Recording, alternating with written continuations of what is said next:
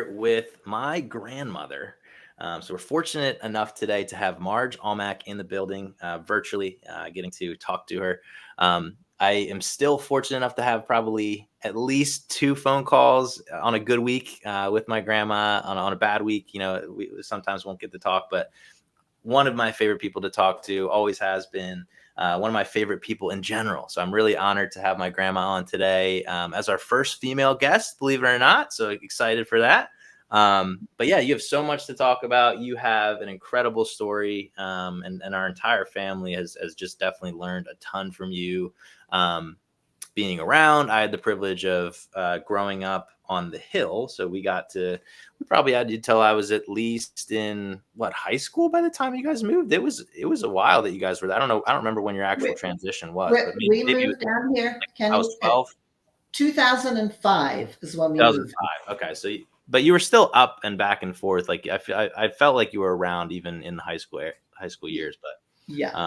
but yeah, at least childhood. My grandma got to be the person that we would go over and get the gummies from, and all the loving over at my grandma's house. We lived in the same neighborhood growing up, so grandma was always spoiling us. And um, an honor to have you on today, Grandma. I want to kind of let you kick it off and introduce yourself a little bit. And of course, today I'd love to just learn a little bit more about your story. So if you kind of want to just start from all the way back and kind of how you made it over to the United States, and kind of where you've come from there.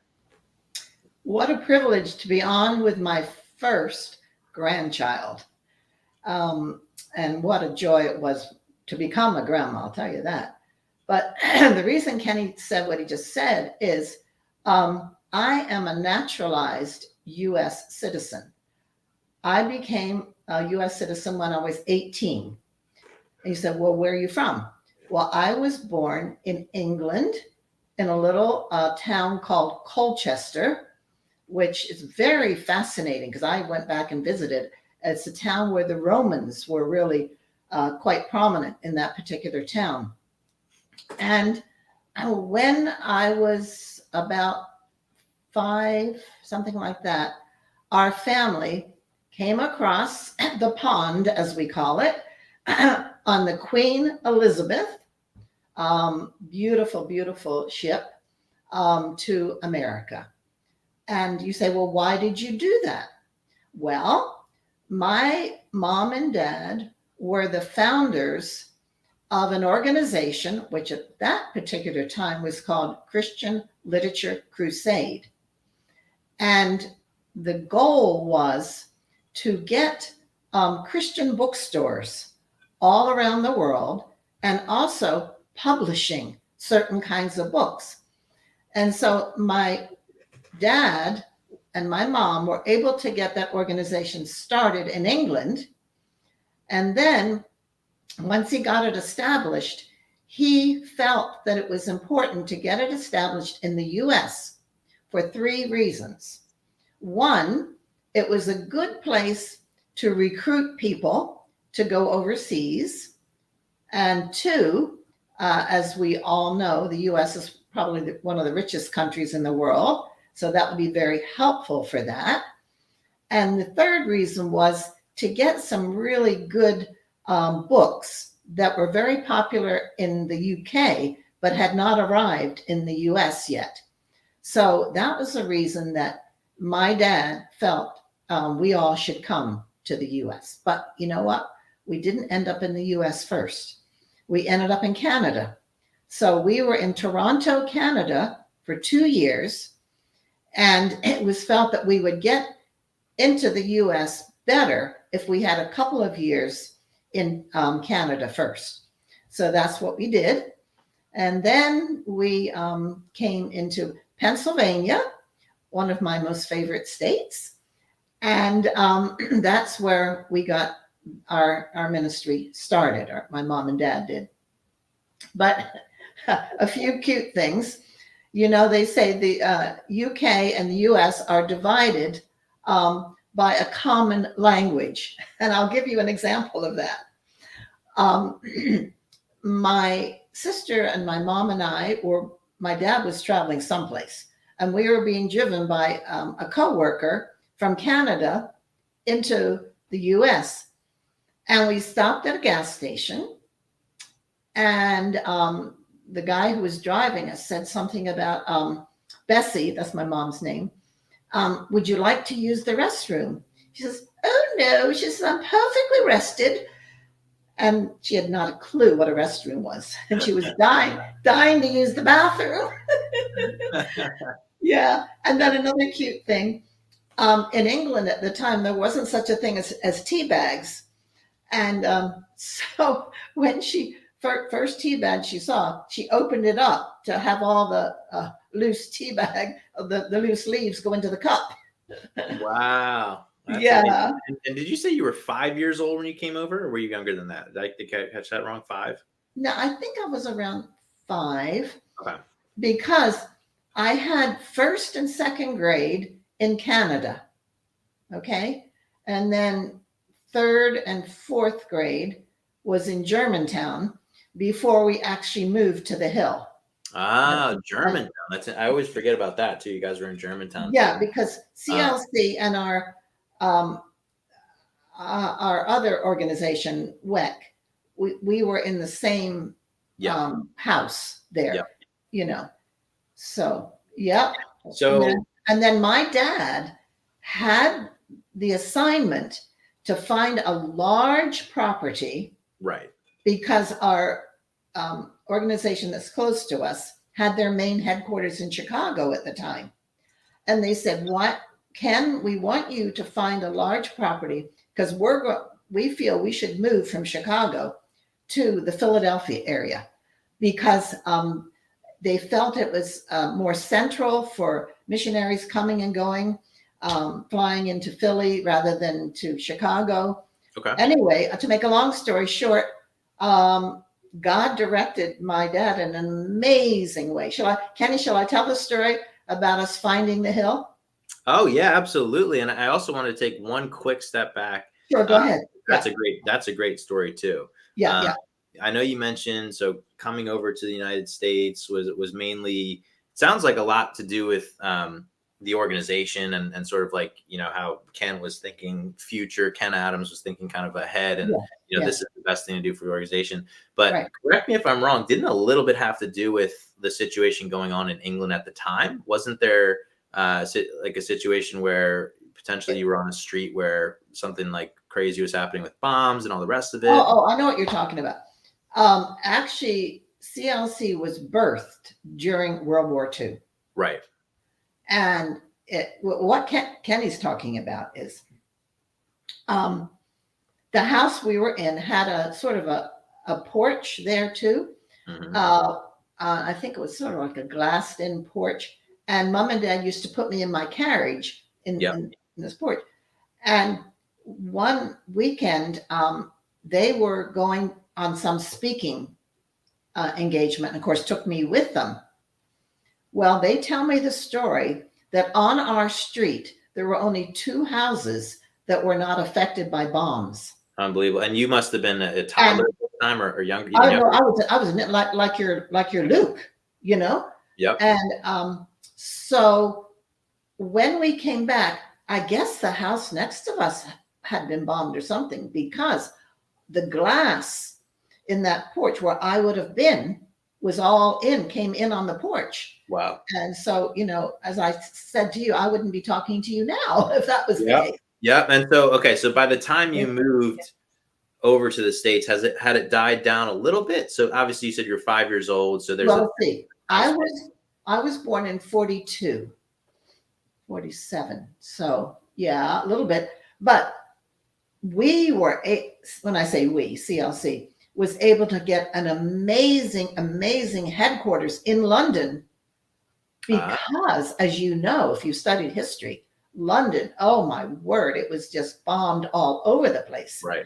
And nobody wanted to live in London at that particular time. Yeah. And so the building that CLC got, so cheap, right in London, amazing building that we got, 3 or 4 stories. It was just incredible. Okay, so you had prior to moving to the States, there was a setup in London.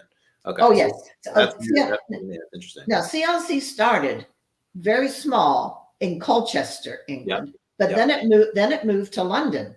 Got it. Okay. Yeah, Very interesting. Okay. yeah. And then Ken basically wanted to expand and wanted to get over to the United States, and then For first those went to reasons. Canada. So you said first, second, and third grade were Canada, or just first and second grade? First and second grade. First and second grade, and Then then we moved to Pennsylvania Pennsylvania. and did third and fourth in Yep. Germantown. Yep. And then now And, talk about the hill a little bit and finding oh, the hill. Kenny. Anyway, because you know that area very well, you know where Yeah.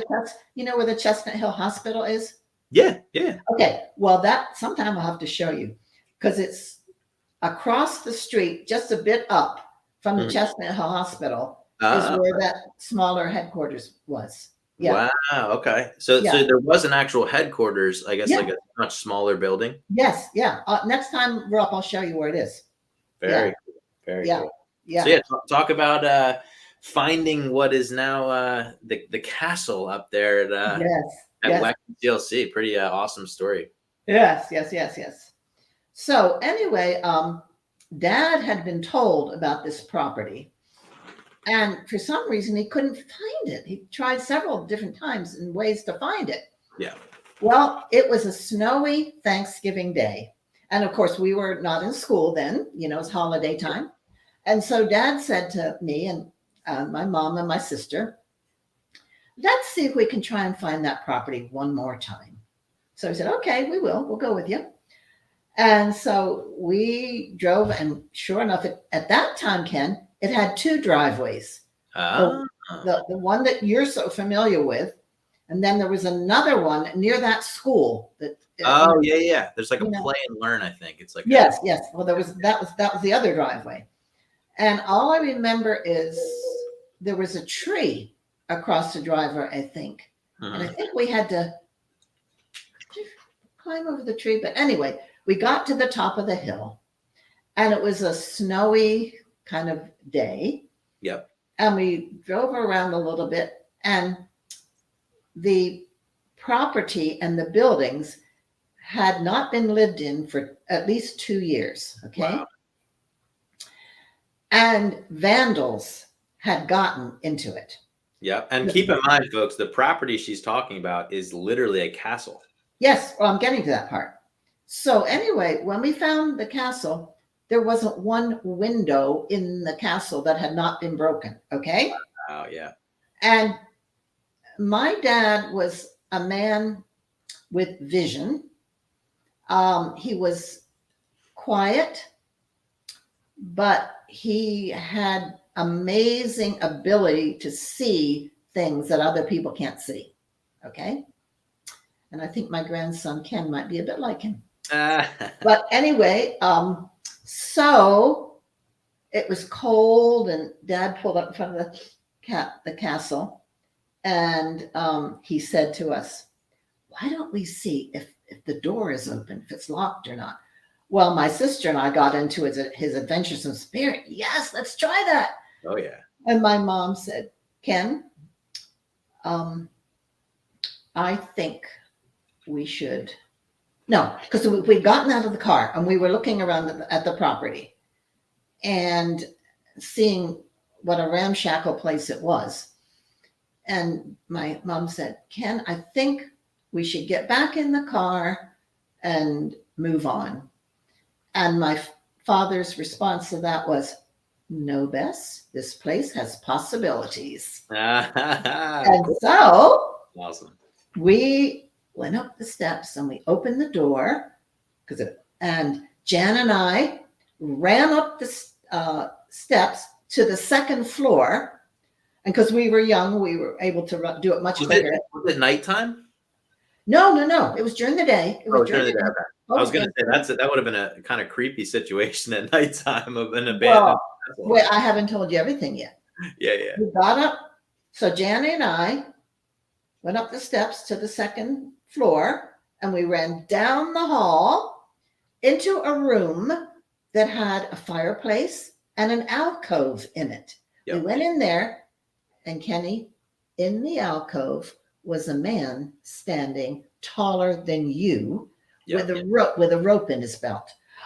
Scared the living daylights out of Janny and me. We came out. We said, Dad, there's a man And Yeah. so my father came in his British accent and told the man to leave the premises immediately.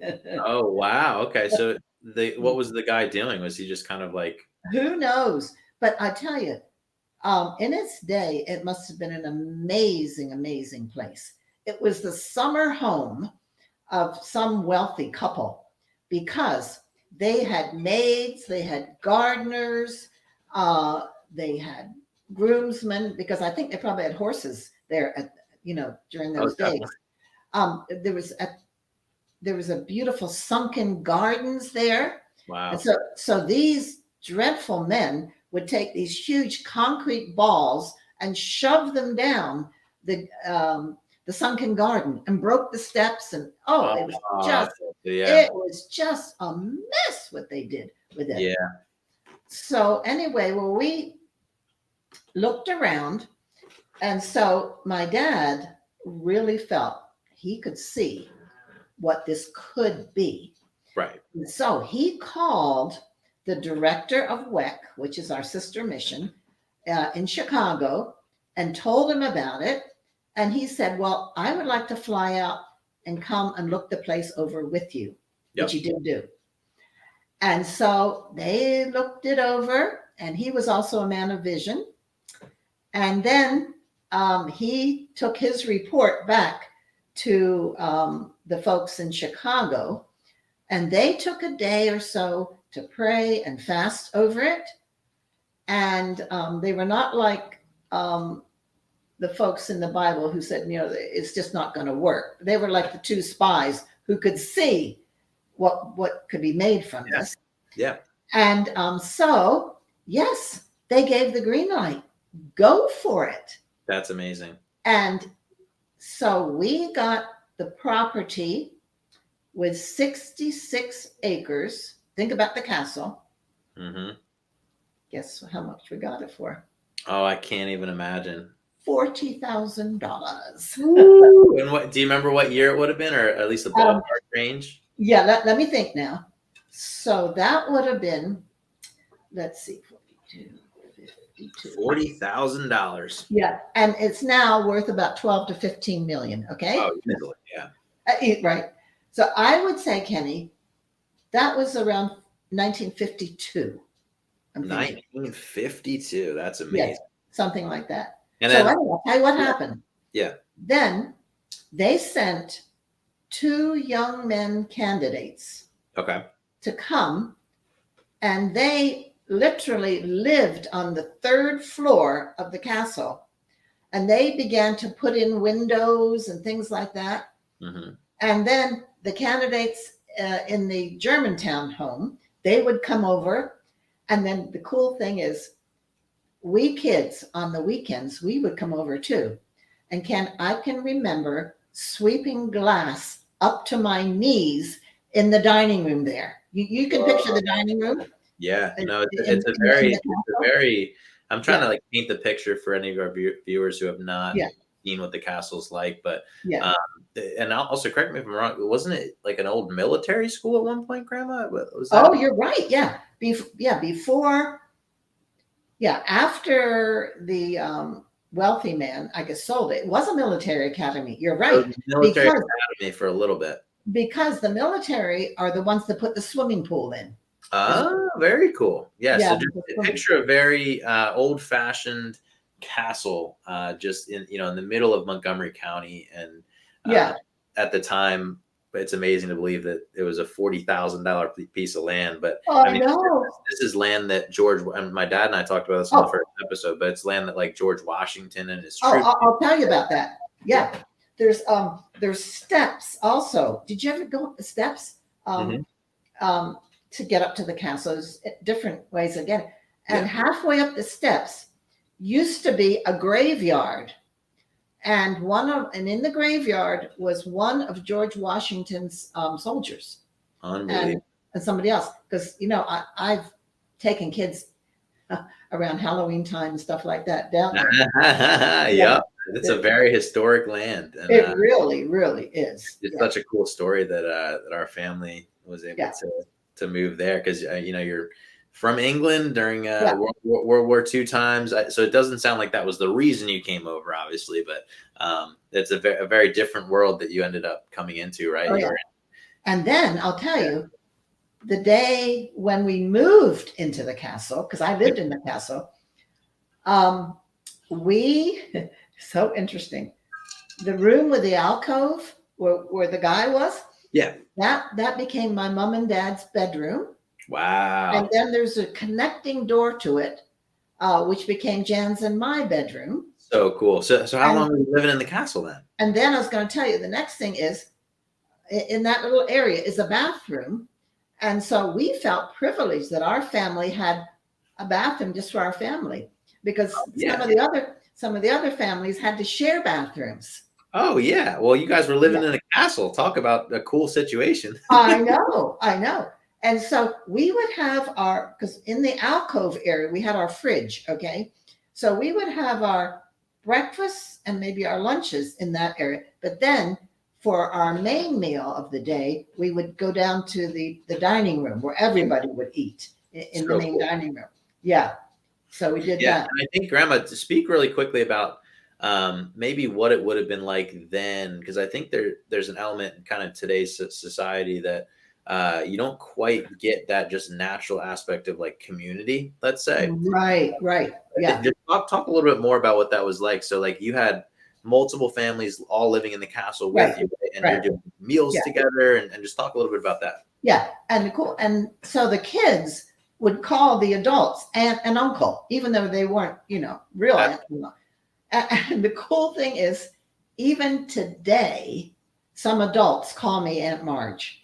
yep. Tim Hurd does. Yeah, Oh yeah, yeah. yeah, Tim, I think Tim yeah, Hurt's going to come on here at some point, so I'm excited. yeah, yeah, When he yeah. does come But on. it was lovely because you were never by yourself, and you never had to be afraid or anything like that. These Yep. people, we loved each other, Yeah, and it was like a giant extended family, right? correct. Very, very much like that. With different kinds of personalities. Some you Right. get along with and some you don't. You know what I'm saying? Yeah. Now, But now, I guess was there ever a time that you're like, oh, I really need some space, or did you always like the community? Like, was it ever too much, and you were like, I need a well, breather from just people well, in. no, because the property was on what did I say, 66 acres, Yep. you got plenty of time to go out in the woods. And in fact, Kenny, you remember I used to take you and Mike and Oh yeah. we'd pick daffodils. Oh And yeah. Yep. We yeah. picked some wild berries on the hill, which was fun. Oh yeah, yeah. So there was it even, because we had a large property, you could go into the woods. We used to go and have picnics on big rocks and things. It was a wonderful, wonderful place to grow up. Really. Yep. Yeah, I have absolutely no regrets at all about it. Absolutely, and Yeah, I feel the same exact way. So yeah, just kind of speed up, and we'll go back to that story as well. But just to yeah. give the viewers some more perspective, that is where Mike, my brother, and I were privileged enough to grow up. Is on this same hill that we're talking about. That Right. my great grandfather Ken Adams found a castle, and kind of all went from there. So it's pretty cool to think that because your entire childhood was on the same hill, right?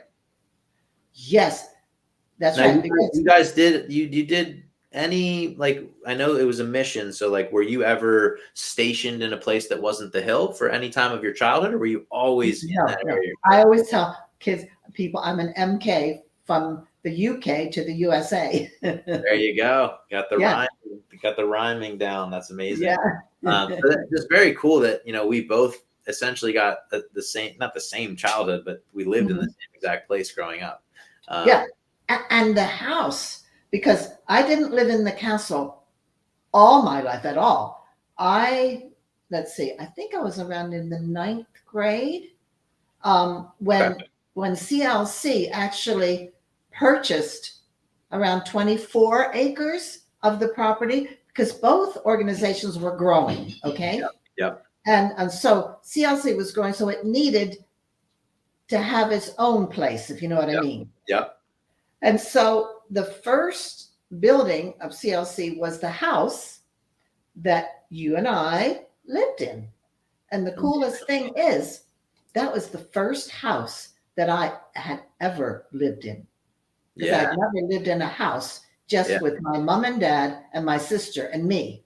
So you said about ninth grade you got the I house? think I was in about the ninth grade when And when did Ken actually participate in building that house? Didn't he have a, or was that, did you guys hire builders, or how did that work? oh yeah, both. Yeah. Okay. Because I can remember, my dad was a man of many trades who Uh, taught himself many, many things. In yep. fact, Yep. one of the things he taught himself was how to run a printing press. And Yeah. being a proper British gentleman, you do that with your white shirt and your tie on. Oh, wow. There you go. Yeah. So Amazing. there's not much that my dad didn't try to do. Because I Yep. can remember trying to help him with this the house, Yeah. getting it Yeah. all. That's Yeah. awesome.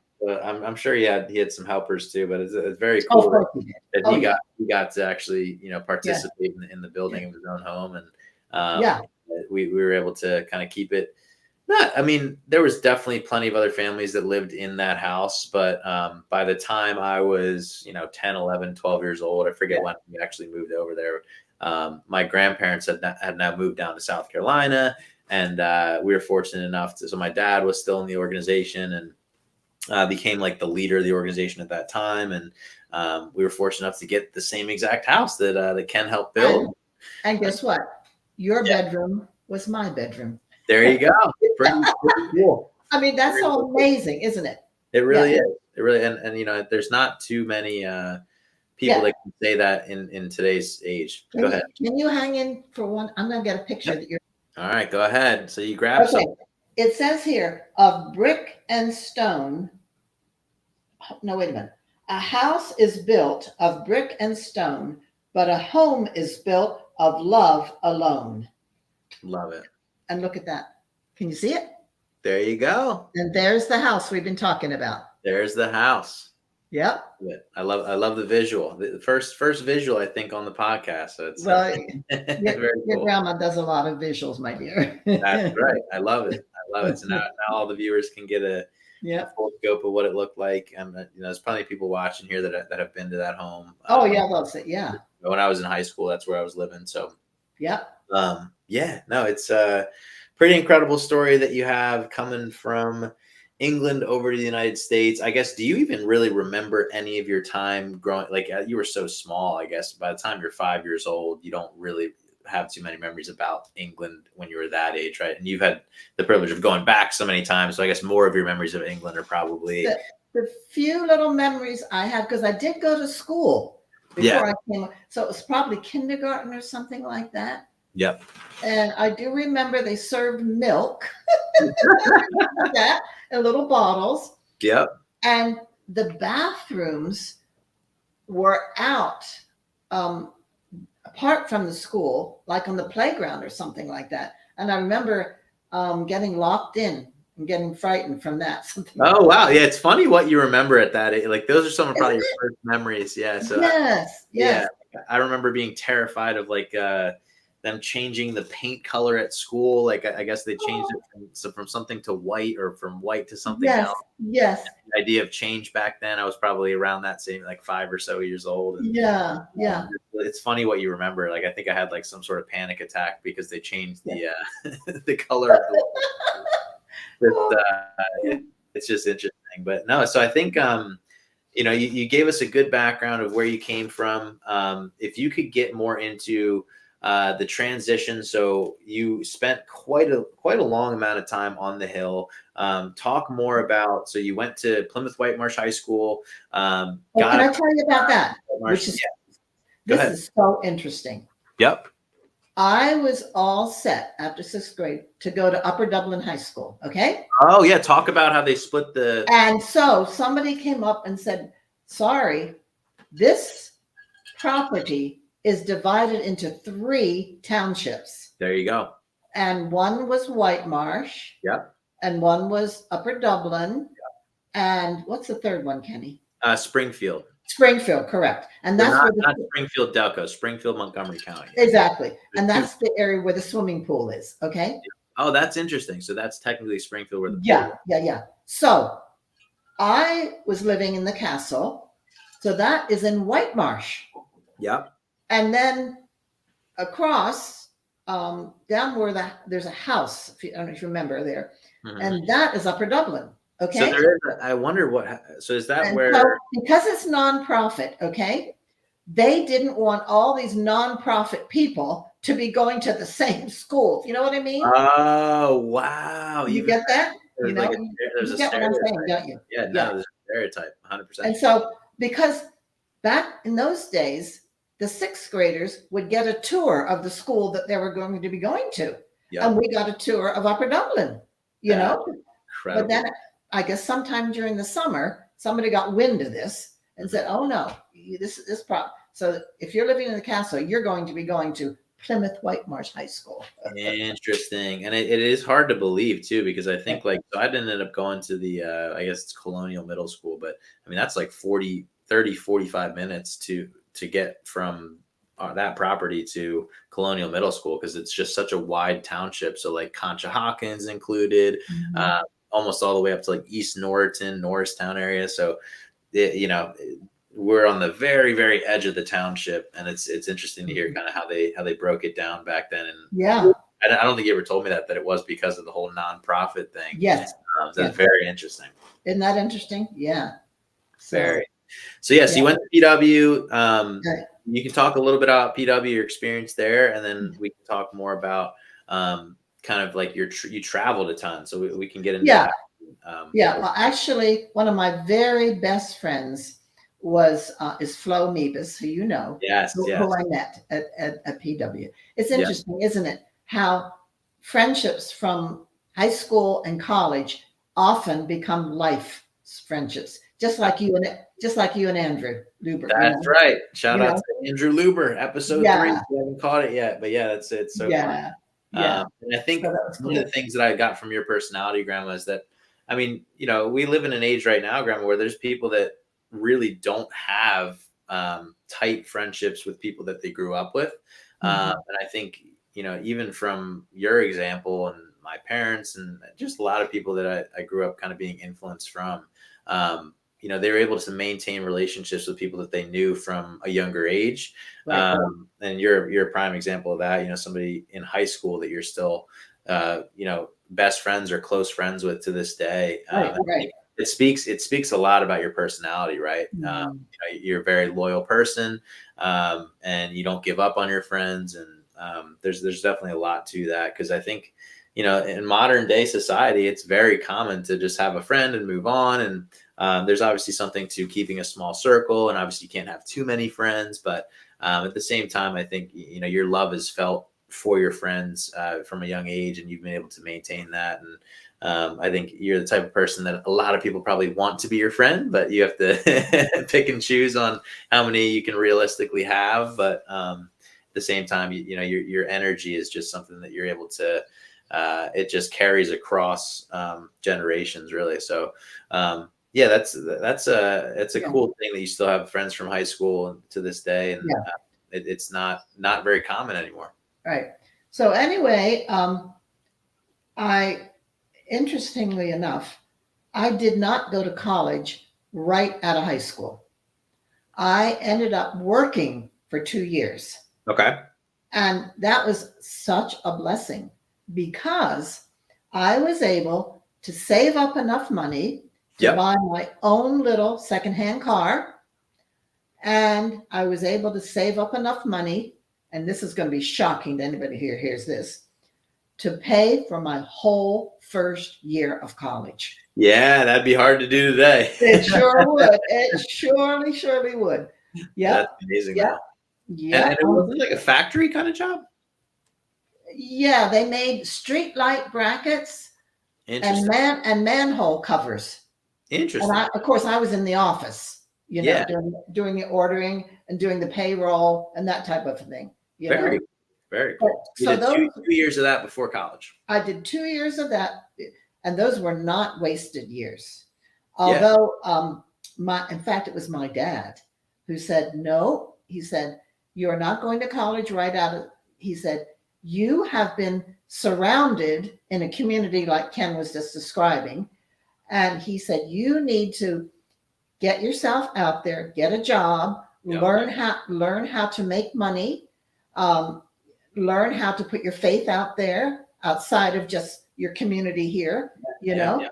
And so my friends were either getting married or going to college, and I did not. I wanted to do what they were doing, but Amazing. with my dad, you didn't say no at all. So people were, I gotta stop you there. So people were getting married right out of high school back then? Yes, honey. Yes, honestly, Wow. a lot. Yeah, yeah.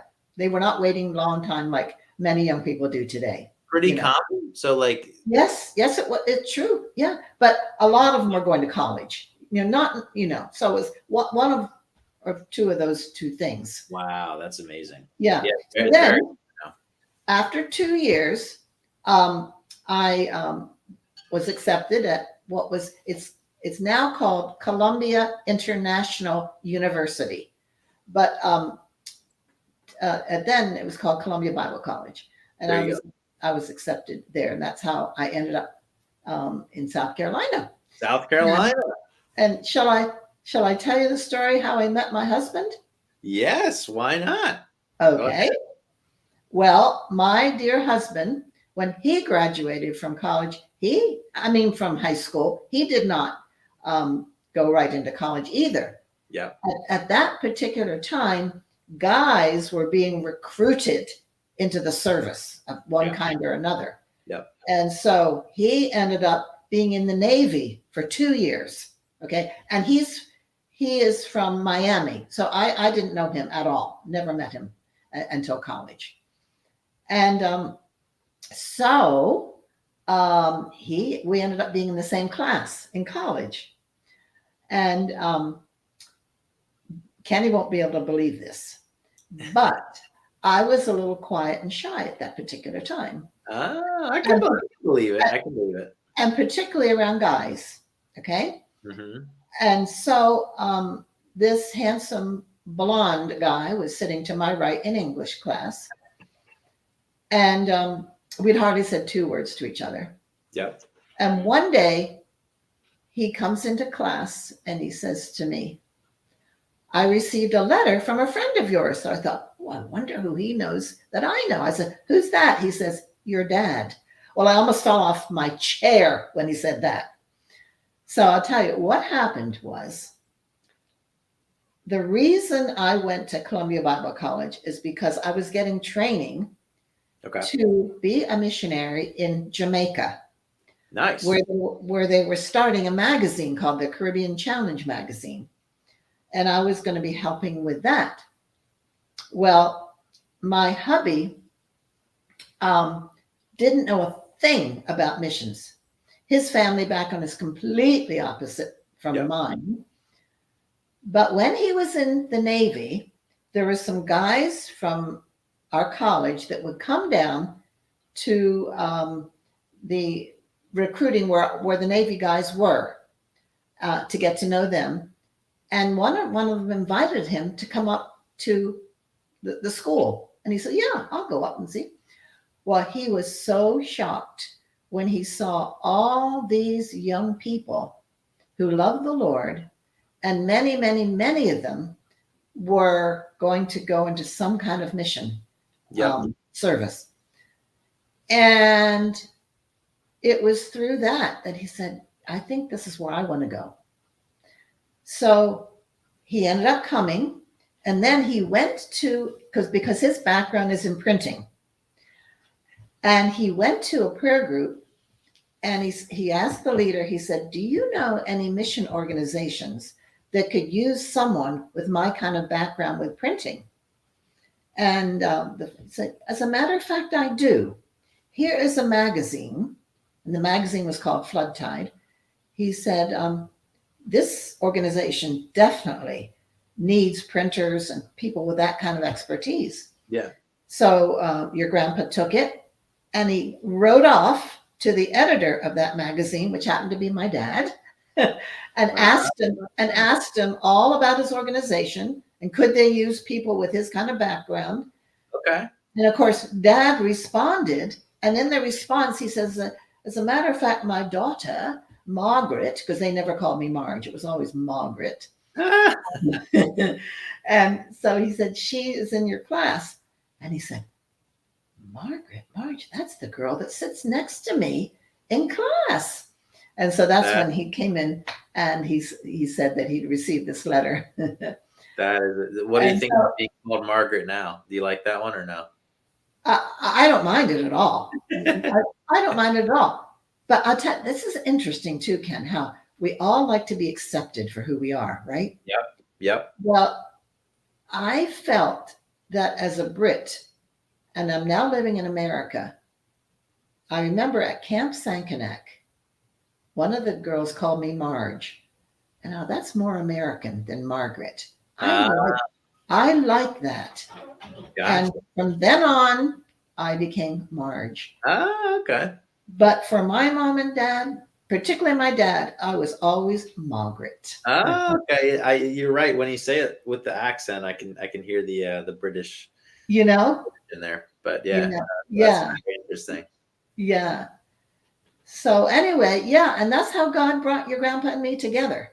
Yep. I mean, because we had a similar focus. Hmm. I tell young people, I said, I did not go looking for a husband. God brought him to me in an amazing way. Yep. In fact, I'll tell you something. My first year at CBC as a freshman, I remember kneeling on my knees by my bunk bed and saying to the Lord, if you want me to go to Jamaica as a single, I will do it. Because you tell me in your word that you will be my husband. And Yeah. I just gave that desire that God gives every single one of us for a mate. I And did gave that. you at that point when you met Grandpa, had you had any experience dating anybody before? Did you Oh, ever? oh, oh, my word, yes, Ken, yes, yes, yes.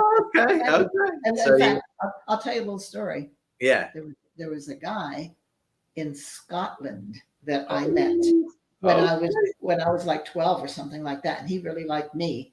Ah, And it ended up that he came to he wanted to go to school in the States, but he also wanted to be with me, and he ended up coming to the States for me.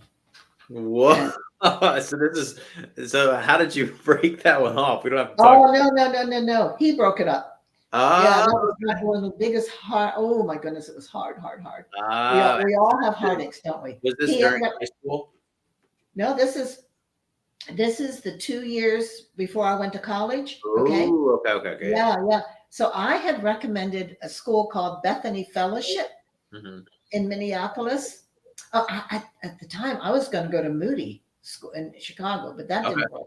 And I'd recommended Moody to him, and he said Moody would not accept him. Maybe Mm. anyway. So I said, well, there's another school called Bethany Fellowship. I think that they probably will. So he applied to them and was accepted by them. And of course, he came to us first before he went out there. But he met a gal there. Ah, Yeah. didn't work out. Didn't work, but Yeah, it so it did not ended up work. Not, working out for the best, right? oh, it wasn't God's will. It was not That's God's right. will. You That's know? right. Yeah, Yeah, yeah.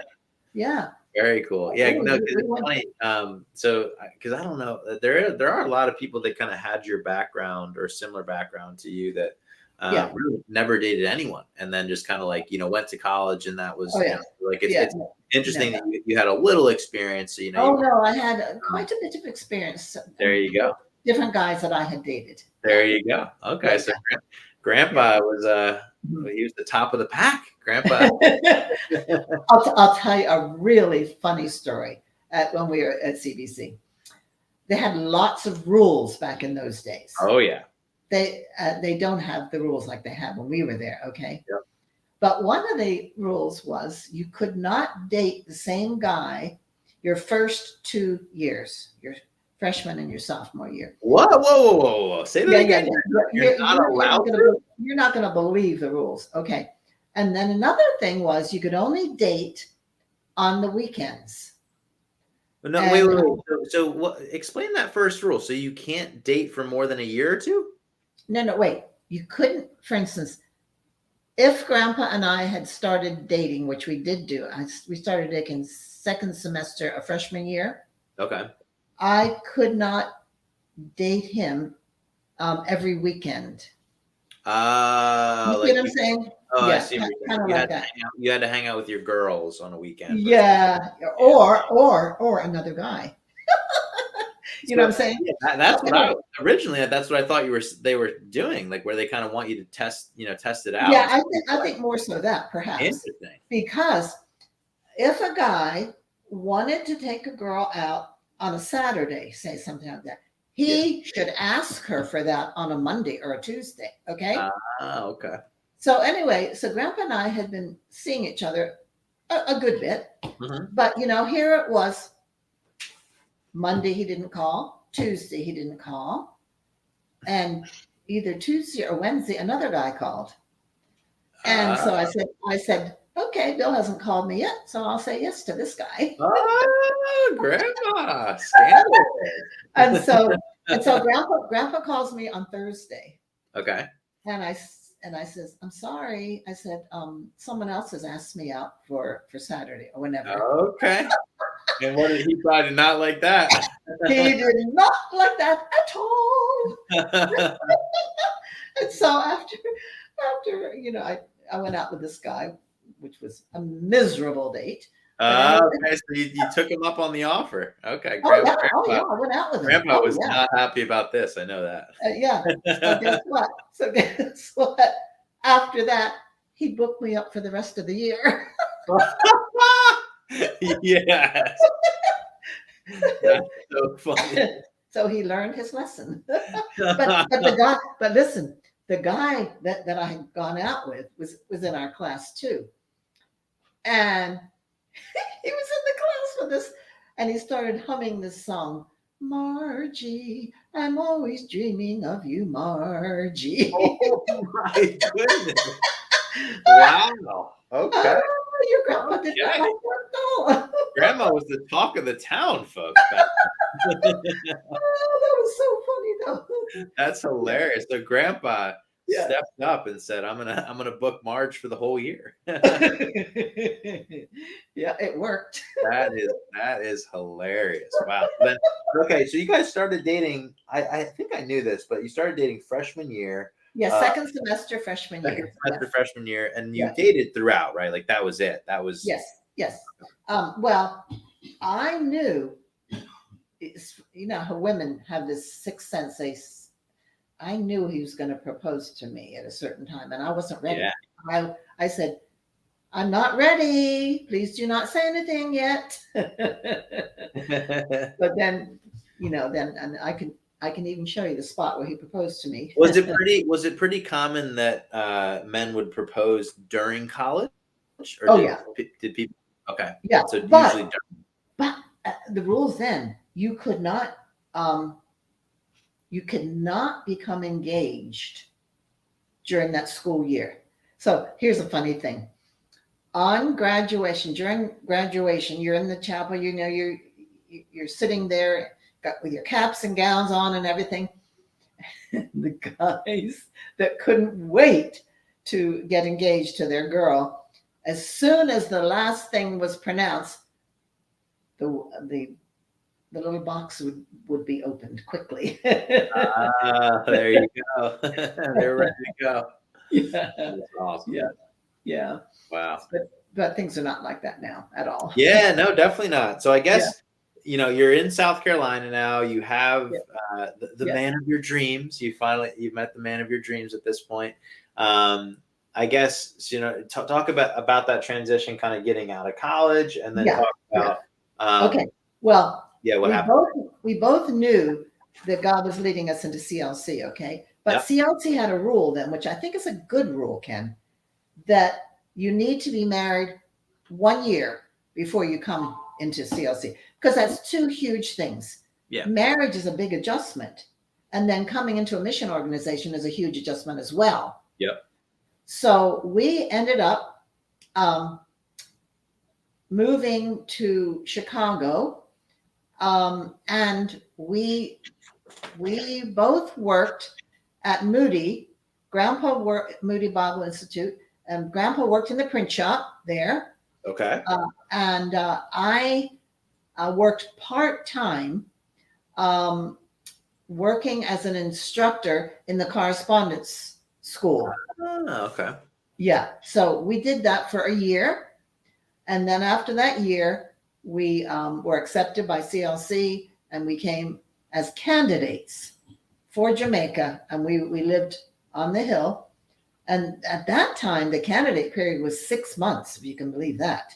Yeah. Okay. Um, So you spent about 6 months on the hill. well, 6 months as candidates, and then we were accepted. And then we applied to Jamaica. Okay. And that took another 6 months. So let's see. When we came to the hill, I was pregnant with your dad. Wow. Yeah, I was pregnant with your dad, and so your dad was born in Chestnut Hill Hospital. That's right. I always forget that he was actually born kind of He close. was, yeah. And I will never. I was so thrilled that God gave us a boy to start with Yeah, because that's amazing. my dad, he was the only boy. He had three sisters, okay? And then my dad gets married and he has two daughters. And so I was as excited for my dad as I was my husband that we were going to have a boy. Oh, so, Yeah. and I can still, the E building. Mm-hmm. Well, that's where our little apartment was. And I can still see my dad jumping almost down the hill when I came back from the hospital with your dad. That He is was so thrilled that he had a grandson. Oh, my word, thrilled to bits. so Yeah. cool. Yeah. So we were on the hill for a year, and I ended up getting pregnant again quickly with Uncle Jim. Yeah. And I was scared to death, Ken, because I didn't think I could ever love anybody as much as I loved your dad.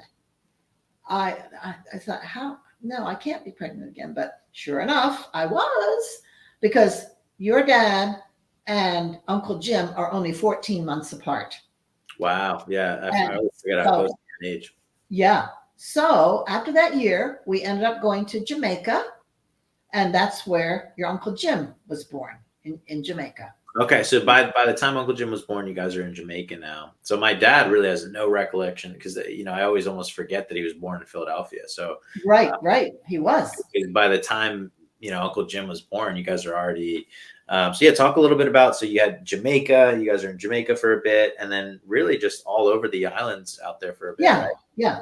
So another interesting thing about Jamaica was Uncle Jim was born with severely cross-eyed, That's right.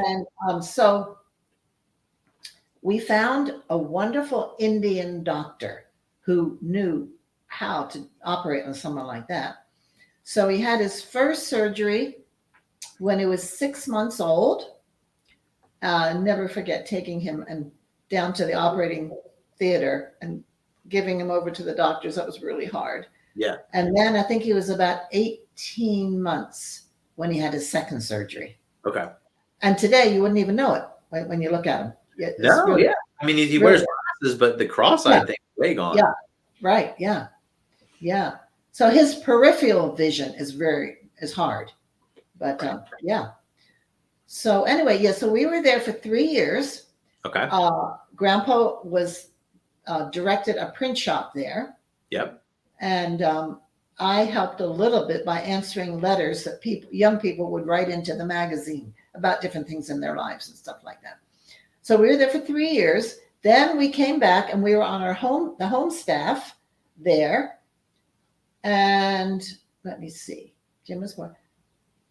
Well, and then I was pregnant again with Aunt Kim, and Aunt Kim was born in Chestnut Hill Hospital as well. Okay, so that you came back to the States to have Aunt Kim? Yeah, well, yeah, and to be on the staff there for a couple of years. And So you then stayed at the Hill for a little bit at that we point. did. Yeah. So Yeah. how old was my dad at this time? So Aunt Kim, how many years after my dad was born?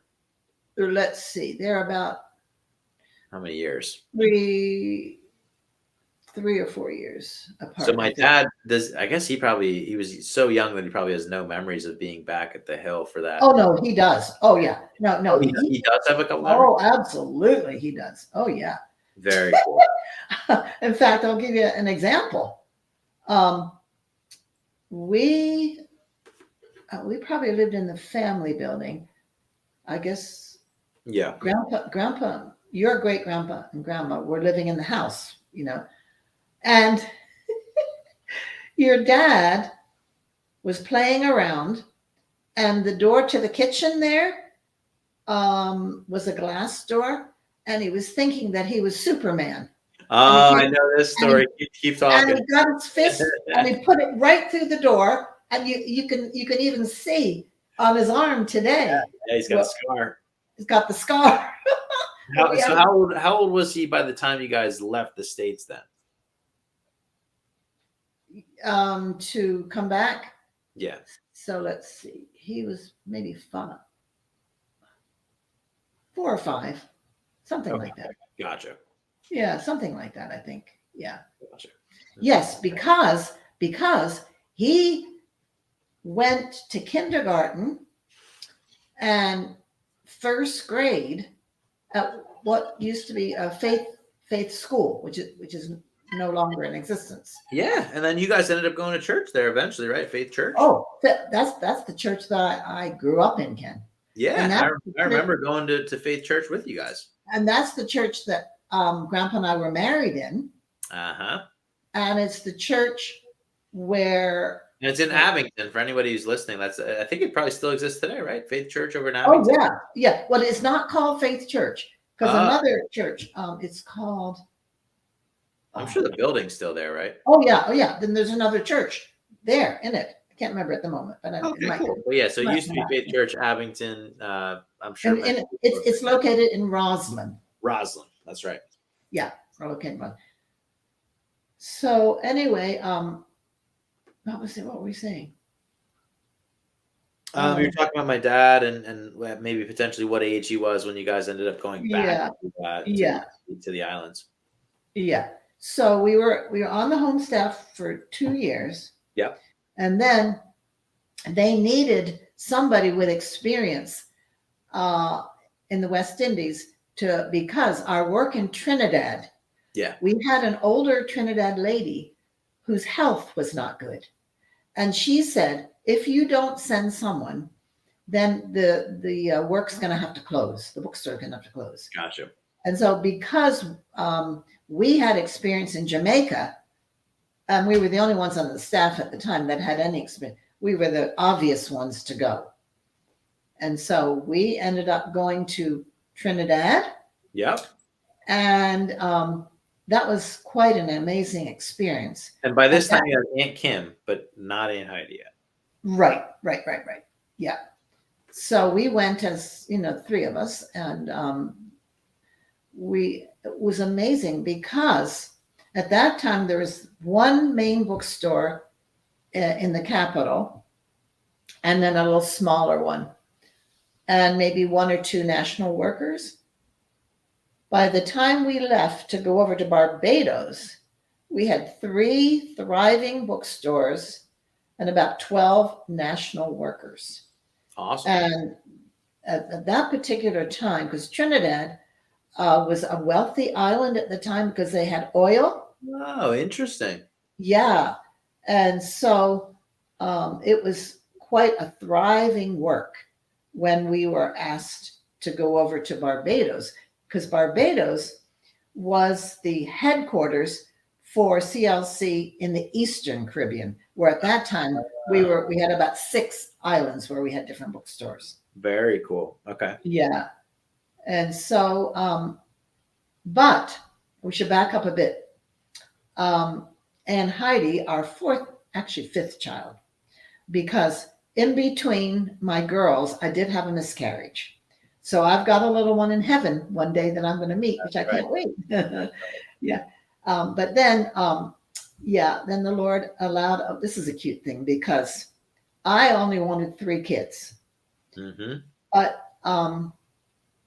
Kim she had boys around her all the time because she had her two brothers.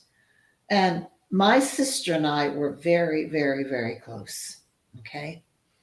And I said, what right have I to deprive my Kim of a sister? And people say, well, how do you know you're going to have a girl? I That's said, that's well, I don't. But all I know is that my desire is for a sister for my daughter, Kim. And so when Heidi Joy arrived, it was no surprise. God heard my prayer and provided that sister for Kim. that's amazing. And our Heidi Joy is such a joy to all of us. And even in the fact of the way she arrived, I know that your precious Tyler was in labor for a long time, Yep. but God was so good to me, Kenny. I tell you, we had a plan, okay? That if Heidi arrived in the night, there were two single missionaries that lived up the street from us. They would come down. But if she arrived in the day, there was a missionary family with kids, our kids' age, that we could drop the kids off and it Gotcha. would be fine. Well, she, your dad was something else. He kept wondering, when on earth is this child going to come? Ah. So, anyway, it was a Saturday, and your grandpa, we had a book table in the marketplace, okay? Yeah. Where people would sell fish and all kinds of things. And there we were with what grandpa calls the bread of life, which is the Bible, of course. Yep. And so that particular morning, grandpa said to me, do you think I should go? I said, well, you know what? There's nothing happening with me. You might as well go ahead and go. And so he took off to get them all set up in the marketplace, and then went back to the bookstore for a while they were doing the selling. Well, things started happening with me then. And so I said to your dad, I said, I think you need to call grandpa and tell him to come, which of course he did. And then your dad is something else. As a 10-year-old, he made me a cup of tea. Okay. He got Uncle Jim and Aunt Kim all dressed and ready to go. Yeah. And even made sure the dog wasn't in the way. And so by the time your grandpa pulled into the driveway, we were all ready to go. And I said, Lord, don't let my kids see me in discomfort, because that will scare them. And the Lord was so good, because I was okay, and we stopped at the house, let the kids off to this family who took care of them, and then got on the main highway, and that's when the pains came. Oh, my word, they were something else. And you probably could have heard me. And we were passing a government building or something, and grandpa said, because I was laying out across the back seat, and your grandpa said, be quiet, they're going to hear. I says, that'll be great. I'll have a police escort to the hospital. So we pulled up to the Seventh-day Adventist Hospital. Now this is a Saturday, which is their Sunday, if you know what I mean. Seventh-day Adventist. Oh, yeah. Okay.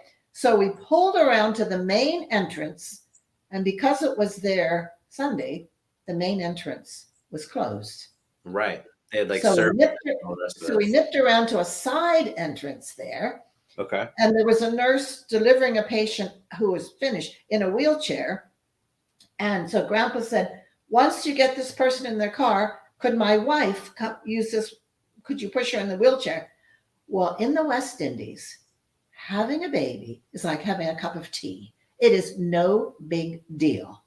And and so she said, can't she walk? And your grandpa said, no, she can't. Please put her in that wheelchair. And so she did. And grandpa had to sign all these papers, as I'm sure you probably did too.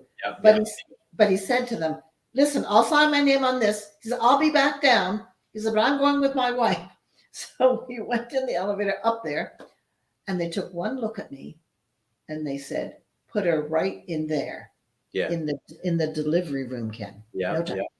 So put me up there, and you know what? And the doctor never arrived. Wow. I've heard a little bit about this. This is incredible. So anyway, we had two midwives, and they were wonderful. One of Okay. them, and Grandpa. And so one of the midwives said to Grandpa, "I think I recognize you. I think you're that man in the bookstore." Oh, And no way. they're telling me not to push, which is almost impossible. Oh, I know. Yeah, I know. I You know. know exactly now. I can tell you these things because you've experienced it through your precious wife. Exactly. So anyway, doctor never showed up. 15 minutes after we got to the hospital, and Heidi was born. 15 minutes, Ken. 15 minutes. That's incredible. 15 minutes. I had all my labor in the car on the way. Okay. Wow. 15 minutes. That's pretty awesome. 15 minutes. And if the thing of it is, if that had been on a weekday, Grandpa would have had to deliver her in the car because Wow. the traffic in Trinidad is horrible, just horrible. Unbelievable. But God knew. Was Aunt Heidi healthy when she was born? Oh, 9 pounds, 7 ounces of her. Thank That's you. right. There we go. That's a Nine very, pounds. very. It's right on the dot to what Luke was. So it's so Yeah, funny. but I'll tell you a different thing about, as you know, different cultures do things different ways. Okay. So after a woman has a baby in the West Indies, she doesn't take a shower for about a week. They're afraid she's going to catch a cold or a draft or something like What? that. Of course, so this American woman is going to, as soon as I could get on my feet, go and get my shower. Oh yeah. And they're all looking at each other, but they knew I was, different. Oh yeah. And Heidi, one time, you know how all kids wonder if they're adopted? Oh yeah. So one time, I said, "Sweetheart, you were the only Caucasian baby in the nursery." Yeah. So yeah. That's too So funny. then we were in Trinidad, and Heidi was born there. And then we moved across to Barbados, which is a beautiful, beautiful, beautiful island. Yes, it is. It's still that's a pretty big destination, like a tourist destination these days. That's the main source of income is through tourism. Yeah. And that's why COVID was so hard for the islands, Ken. So hard because tourism almost ground to a halt. Yeah. Yeah, it was quite something. But yeah, we really enjoyed our time in Barbados, and How many years in Barbados? about 6 years, something like that. Yeah, because I feel like growing up, I heard a lot of stories from my dad about Barbados. So that's probably when my dad was really starting to kind of get his footing just in the world and has more memories of that time. Yeah, much younger in Trinidad and Jamaica. Right. And they went to Uncle Jim and your dad. In fact, the girls, they all went to school in Barbados. Very cool. And I know my parents, I think, did their honeymoon in Barbados, right? They did. Yeah. So Barbados definitely has a big meaning in my parents. It does. It really does. Yeah. And then through the homegoing of my parents, well, first of all, my dad went to be with the Lord in 1985. Okay. And so we brought my mom with us back to Barbados.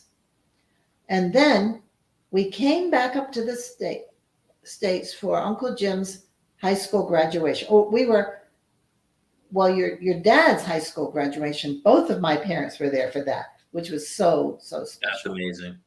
Absolutely wonderful. In fact, he was it North Carolina? Ben Lippen, right? Was it South? Yes, Asheville. Yeah.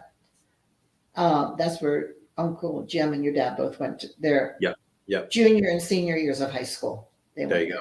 Okay, yeah. So they were away from that's right. It was like a boarding school. So you were still in Barbados at that time? Yeah. Mm-hmm. That's right. We were. Yeah. So anyway, so we brought my mom with us back to Barbados, and she lived with us for a while. And then we came back. All of us came up to the States for Uncle Jim's high school graduation. And then it was that summer that Mother had a massive stroke. And which she was in the hospital for a while, and then at another place, and then she went to be with the Lord. And that took a lot out of me. I was Yeah. very, very, very, very close to my mom. And so Grandpa, knowing me as he does, he said, "You're not ready to go back to the West Indies right now. I think we need to take a break."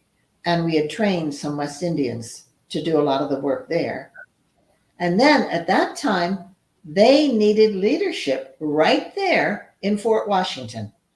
And they asked us if we would consider being part of a leadership team. Very And cool. that's how we ended up actually um, moving from the West Indies to the U.S. Yeah. Right back to home for my grandma, right? Because this is where she was Yes. back on the hill, and Oh, it was uh, wonderful. I loved it. oh, I Just can't imagine, because you yeah. had spent so much time now in these islands, and I'm sure that was a Mhm. great time as well. But Yeah. uh, Yeah. I'm sure it felt like home to come back Oh to. yeah. And Yeah. how old were Aunt Heidi and Aunt Kim at this point? Okay. Because Let's see. they did high school. I Did they? It was a Philmont, right? Philmont Christian. They did. Yeah. No, actually, Ann Heidi, because she wasn't in high school at that time, Faith Christian School was still in Oh, nice. existence, and Yeah. so she was in either the fourth or the fifth grade then.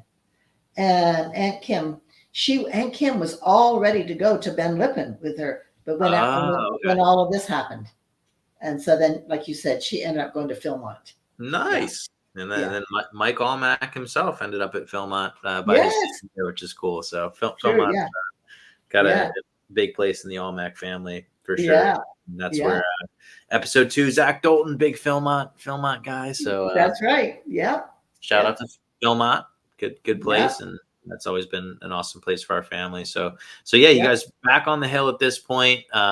Bill, my grandfather, is now leading the organization, or was he just kind Yes, of? yeah. It started out with 3, but then he ended up being the director for a while, which Amazing. meant he traveled all over the place because Okay. So it was a travel centric role at that time too. right, because CLC was getting started in many different countries. I Yeah. mean, he's been in places like Azerbaijan. Yep. He's traveled in South America. He's traveled all over the place. Really. Yeah. Yeah. That's So pretty cool that he's been able to get to yeah. so many places. And Yeah.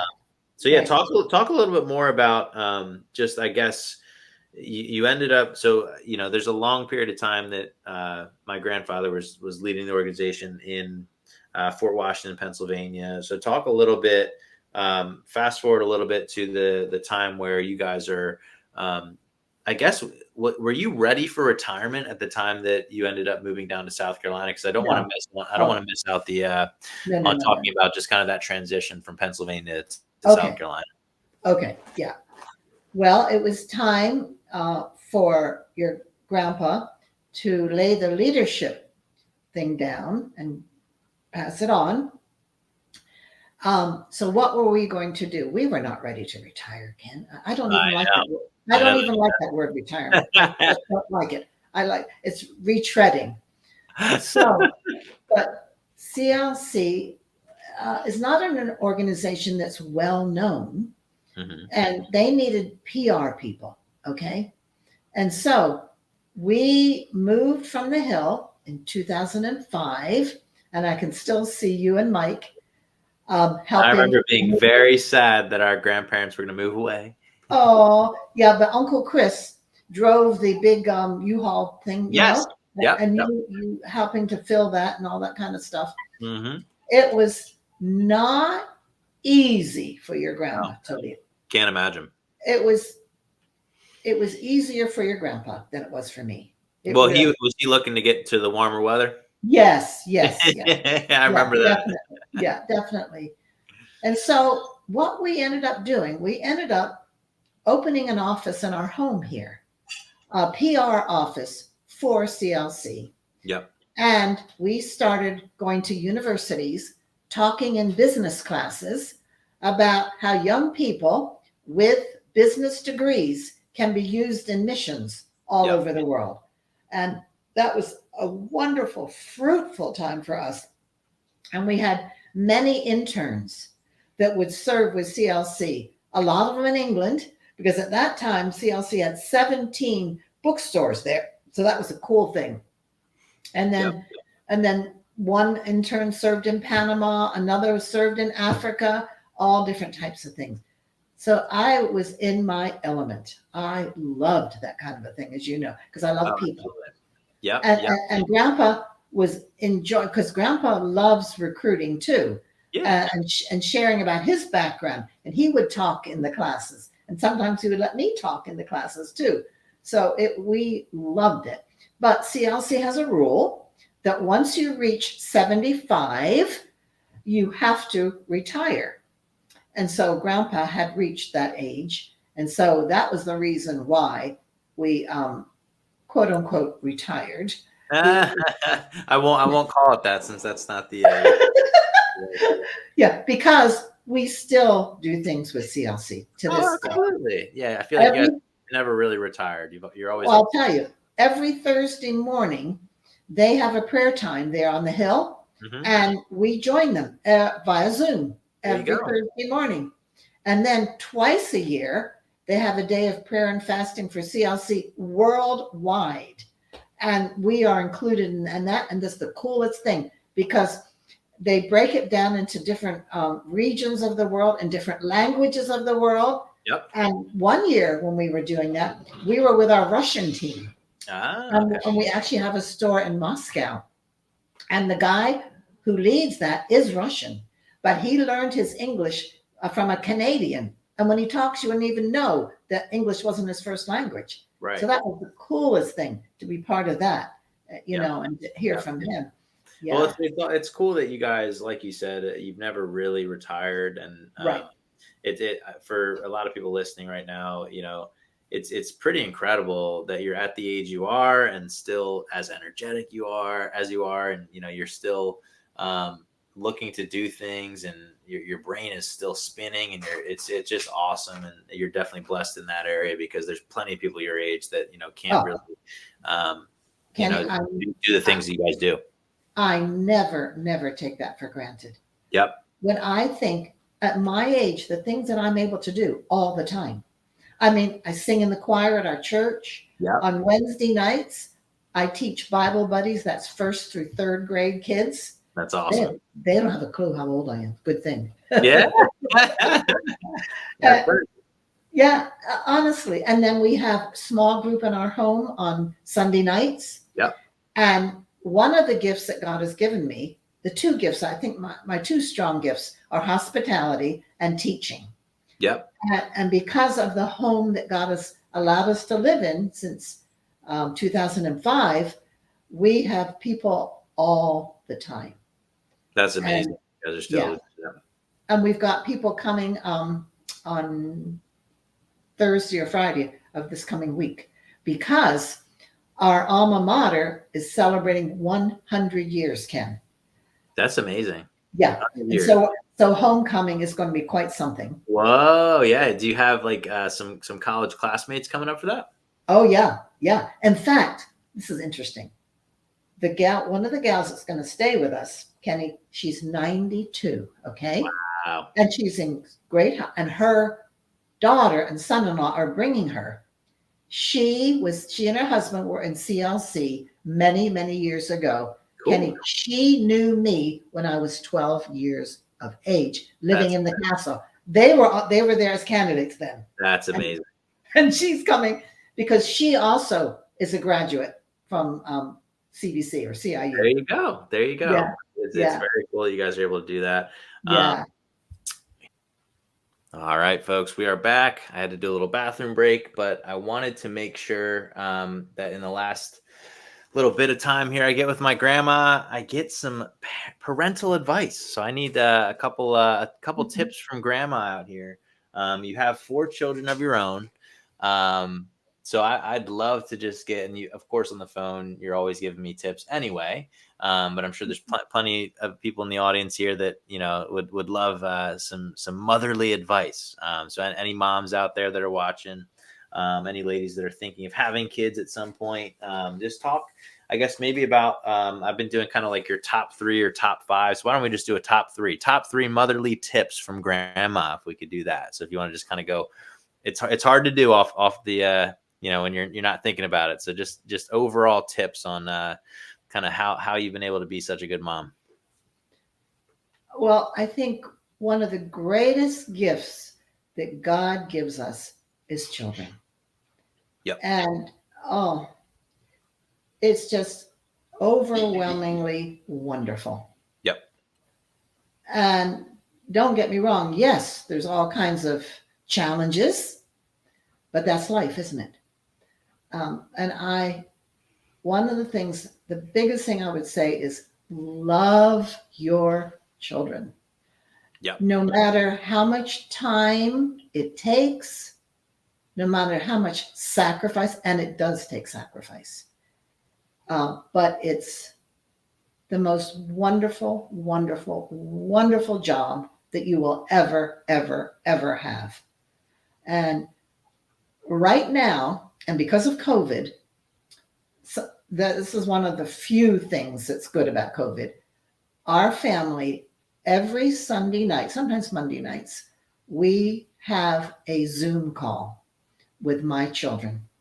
And we talk about what happened to us during the week. We talk about what we need to pray about for each other. And we're very, very, very close as a family. Now, how did that happen? It happened because there's one real important word, and that is communication. Mm-hmm. Keeping very close with each other, communicating, yep, sharing the good and the bad and the ugly with each other, and not being afraid of each other. And just being there for your children, just being there. It's so, so important. And showing an interest in what interests them. I went to many, many, many soccer games for Ken and for Mike, and I loved it. And I do that for my grandkids here in South Carolina. Yes, making sure that you are there for your kids. Yep. Not letting other things come in that could squeeze the time, and realizing that there's different periods of life that kids go through. When they're very young, like your precious Luke, they need you all the time, and you need to be there for them. And then when they get a little bit older, they love you dearly. They'll give you hugs and things like that. But then when they get a bit older, they don't feel like they need you quite as much. And that's when the prayer comes in, because it's not easy. Yeah. But no matter where your kids go, if they go off on a path that is very, very difficult, they need to know that you love them no matter what. And I've told my kids, you can come with me. You can come to me with anything. Don't be afraid. Just whatever's on your mind, whatever it is, I am there for you. Because in this world, there are not many people who will be there for you no matter what. Yep. I think you're speaking a lot about sort of like unconditional love. So absolutely. What I'm hearing is unconditional love and communication are your top two. I would say that, definitely. Because that's the love that God has given to us, Ken, as you know so well. And sharing Jesus with my kids. That was priority number one. Yep. How our precious Lord Jesus, who died for us, that they would know him as their Lord and Savior at a young age. And that doesn't always happen. But you keep praying and you keep sharing Jesus with them. And so I think those are very, very, very important, the most important things, I think, with the kids. Yeah. But continuing to show an interest in what interests them. And I'll give an example. Because I'm old school, I didn't think it was, or I wasn't sure I would even know and understand how to text. But it was you and your brother that made me learn how to text, because you wouldn't answer the phone. But if I text, oh, yeah, then I get a text back. So you do what you have to do to keep communication lines open with each other. And that Yep. is so, so, so important. Yep. And Yeah. I think something that you've always been great at is leading by example, right? So I think there's really something to that, because that's, as a parent, that you're going to have, and you're a grandparent at this point, and a great grandparent, which is so cool. But you have eyeballs on you from day one, right? Like all they have is you to look up to. And I think if you're leading by example, and you're leading a life that is respectable and admirable, it goes a really, really long way. And your kids are going to pick up so much from just the little things that you don't even think about. And I think you've been a person that's always led by example. And I'm sure our family has definitely benefited from that. And I think one thing that my dad mentioned on the first episode that I never really thought about, but it's kind of just more and more in my life lately, coming up and left and right, where I'm having moments of like just realizing that this is so important. Patience. I think that's one that I struggle with for sure, because I grew up in the social media age where you have this instant gratification on.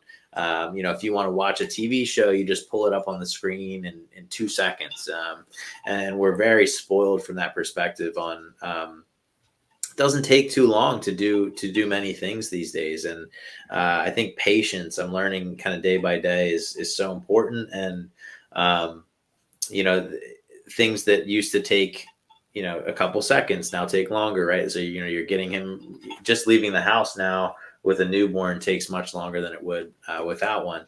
That's um, right. I think patience is definitely something that I've always struggled with to some extent, and now it's kind of just front and center. I have to deal with this and deal with the patience. And being a parent, I think patience is huge. So um, Kenny, you're a firstborn, sweetie.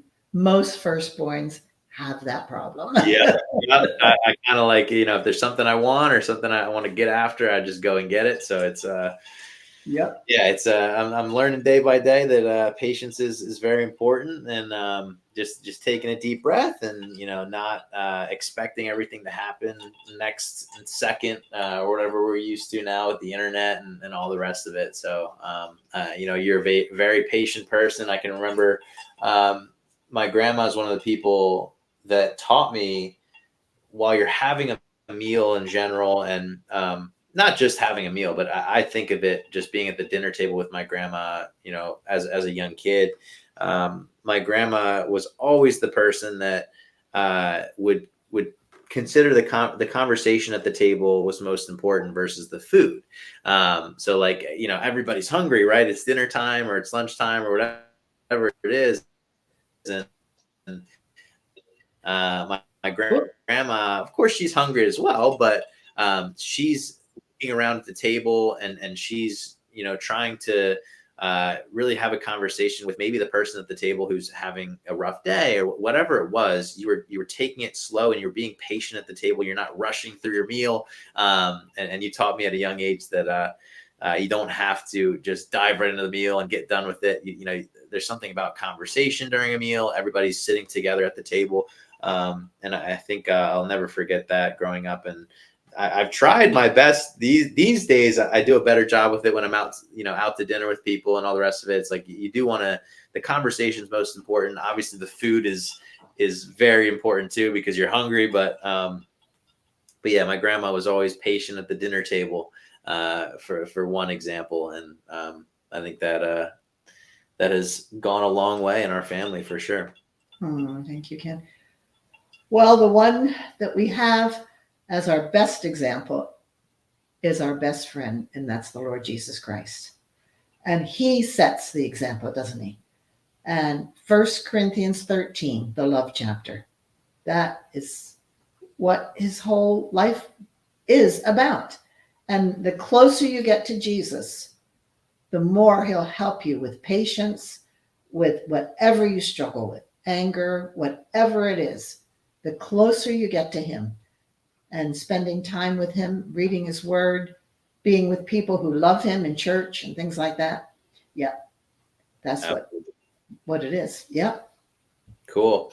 Well, Grandma, Yeah. we're pushing an hour and a half now. I Now think remember a promise my grandson made. I yeah. want to see. Can I see my Luke? Oh, absolutely, absolutely.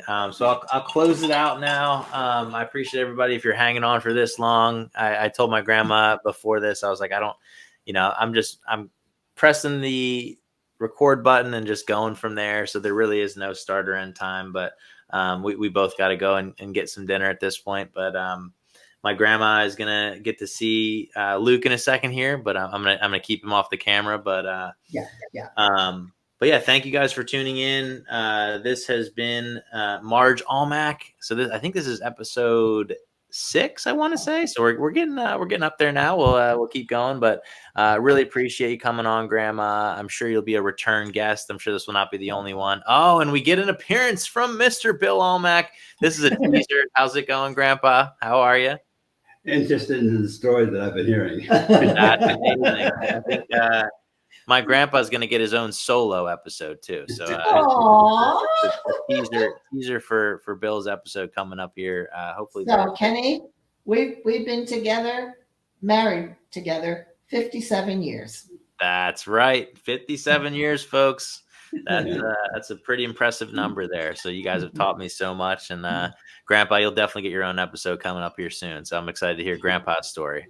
I came over to see the baby as well. All right. Well, thank you guys for tuning in. I'm gonna call this a wrap, and we'll get Mr. Luke up here in a second.